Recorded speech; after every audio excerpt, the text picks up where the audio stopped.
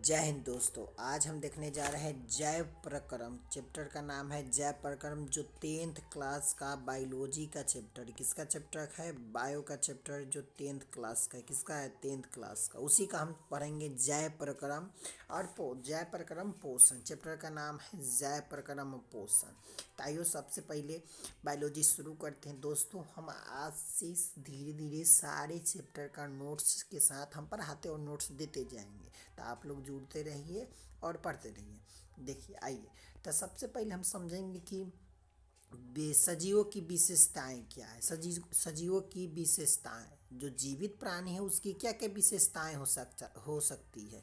तो सबसे पहला कहा है कि न्यूट्रिशन, पोषण उसमें होना चाहिए। तो कहा है कि विभिन्न पोषक पदार्थों के द्वारा सजीव वृद्धि एवं विकास करते हैं तथा रोगों से लड़ने की क्षमता प्राप्त करते हैं। मतलब कि जो पोषण के द्वारा जो व्यक्ति, जो जीवित प्राणी होता है, सजीव होता है, लिविंग थिंग्स होती है, वो पोषण करता है, उसके द्वारा अपने शरीर का वृद्धि एवं विकास करता है। आगे देखिए, आगे कहा कि श्वसन, श्वसन के द्वारा सजीव ऊर्जा की प्राप्ति करते हैं। श्वसन के द्वारा क्या करता है? ऊर्जा की प्राप्ति।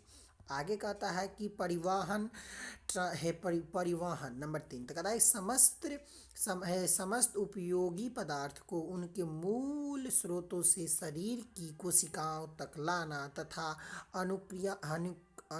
अनुप्रयोगों और हानिकारक पदार्थों को कोशिकाओं से बाहर निकाल कर गंतव्य स्थान तक पहुंचाने की क्रिया को पदार्थ का परिवहन कहते हैं। जैसे कि मान के चलते जितना लोग आप न्यूट्रिएंट्स भोजन करते हैं, उसमें से कुछ अवशिष्ट पदार्थ बचता है या बहुत सारे न्यूट्रिएंट्स बचते हैं ना, वो हीमोग्लोबिन तो लेके चली जाती है, लेकिन बाकी सब बन जाता है, हीमोग्लोबिन लेके जाता है ना, और जो है जितना उत्सर्जित पदार्थ बनता है उस सबको बाहर निकाल दिया जाता है ना। इस सब पूरे प्रक्रिया को उत्सर्जन कहते हैं ना। अब आता है उत्सर्जन। अब परिवहन, परिवहन तो यही हो गया ना कि हाँ, कि जितना भी ब्लड आपका है उसमें जितना भी न्यूट्रिएंट्स मिल रहा है, पोषक तत्व मिल रहा है, वो सब लेके घूम रहा है ना, और बाहर निकाल देता है, उसको हम कहते हैं उत्सर्जन ना। तो देखिए, कहता है कि जीवों के शरीर से अवचा उपापचयी क्रियाओं के फलस्वरूप उत्पन्न अवशिष्ट पदार्थ, वेस्ट प्रोडक्ट, कौन? वेस्ट प्रोडक्ट का निष्कासन उत्सर्जन कहलाता है। अब आगे देखिए, अब आगे आता है नियंत्रण एवं समन्वय, कंट्रोल एंड कोऑर्डिनेशन। जो मानव जो होता है ना, उसमें एक बड़ी विशेषताएं होती है कि वो जो है मानव कहती नियंत्रण उसके अंदर होती है, और जो है वो नियंत्रण तो होबे करता है, और फिर जो है आप है उसमें समन्वय की क्रिया भी होती है। मतलब कि जैव क्रिया कहता है कि जैव कार्यों को सफल संचालन हेतु सभी जीवों के अंगों एवं अंग तंत्रों का समन्वय तथा नियंत्रण। जैसे कि मानव का जो बॉडी है उसमें अलग अलग प्रकार की ग्रंथियां हैं, अलग अलग प्रकार के ऑर्गन हैं, उस सबको नियंत्रित करना ही करता है। जिसमें जो सजीव होता है उस सबको नियंत्रित करके रखता है। ये गुण जो है, ये विशेषताएं निर्जीव में नहीं होती है। अगला गुण कहता है कि डाइजेशन, कहता है सजीवों में ग्रहण किए गए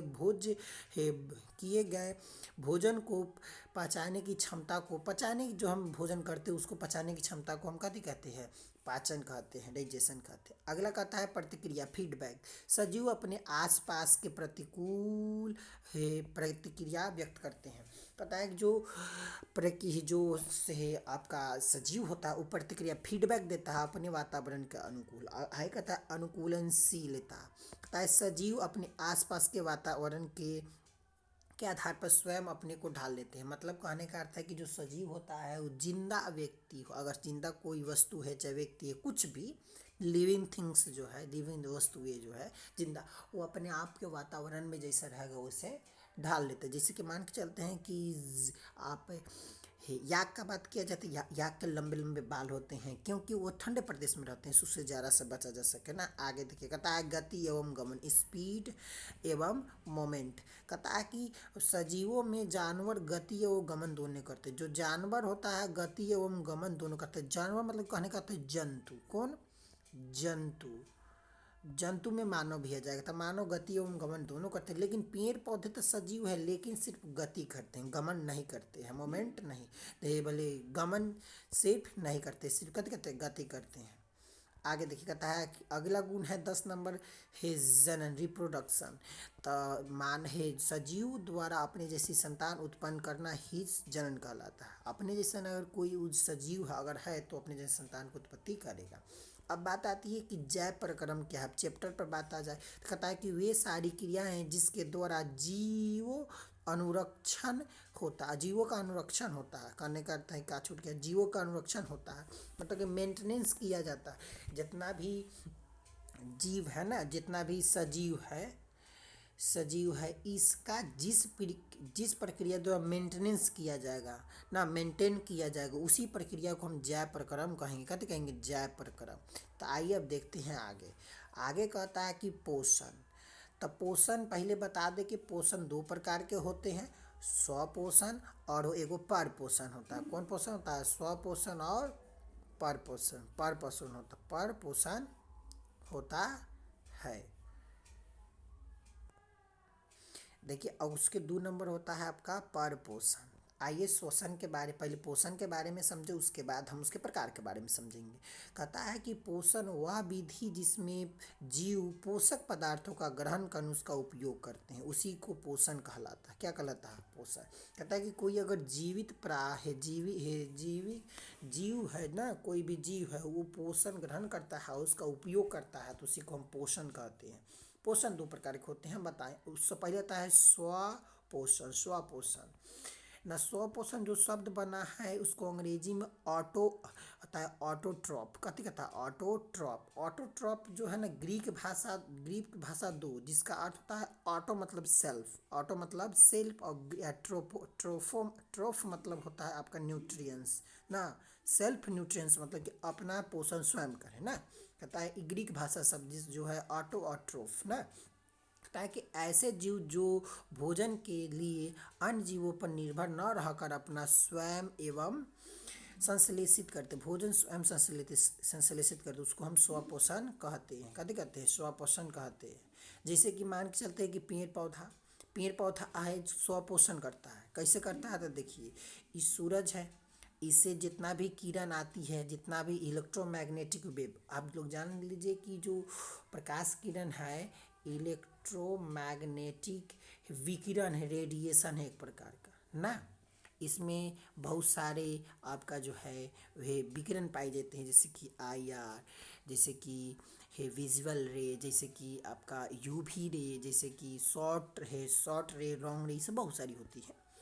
तो प्रकार है पेड़ पौधा जो होता है आपका है जड़ के माध्यम से, अपने रोम के माध्यम से जो है जल को और खनिज लवण को, किसको, खनिज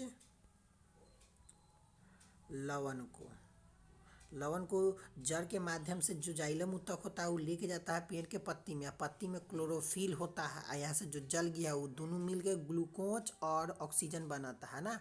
इसमें ऑक्सीजन है जो आपको पेड़ पौधा में जो ऑक्सीजन मिलता है वायुमंडल से ऑक्सीजन मिल जाती है ना।